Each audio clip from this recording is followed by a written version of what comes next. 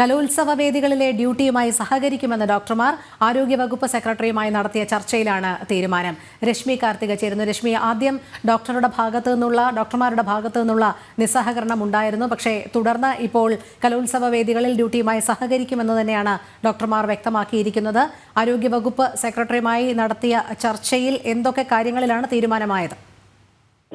ആരോണി ചട്ടം ലംഘിച്ച് സ്വകാര്യ പ്രാക്ടീസ് നടത്തിയതിന് സസ്പെൻഷനിലാകുകയും പിന്നീട് കൊല്ലത്തേക്ക് സ്ഥലം മാറ്റുകയും ചെയ്ത ഡോക്ടർക്കെതിരെയുള്ള നടപടി പിൻവലിക്കണമെന്നുള്ളതായിരുന്നു KGMOയുടെ ആവശ്യം. ആര്യനാട് സാമൂഹ്യാരോഗ്യ കേന്ദ്രത്തിലെ ഡോക്ടർക്കെതിരെയായിരുന്നു നടപടി കൈക്കൊണ്ടത്.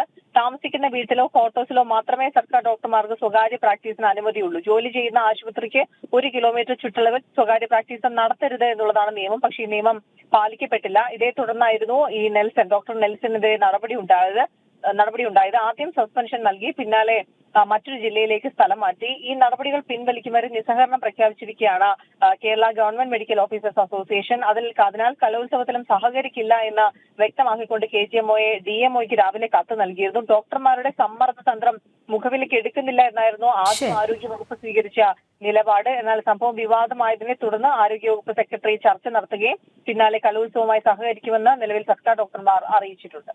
ശരി, രശ്മി കാർത്തികയാണ് വിവരങ്ങൾ നൽകിയത്. തിരികെ എത്താം ഇടവേളയ്ക്ക് ശേഷം.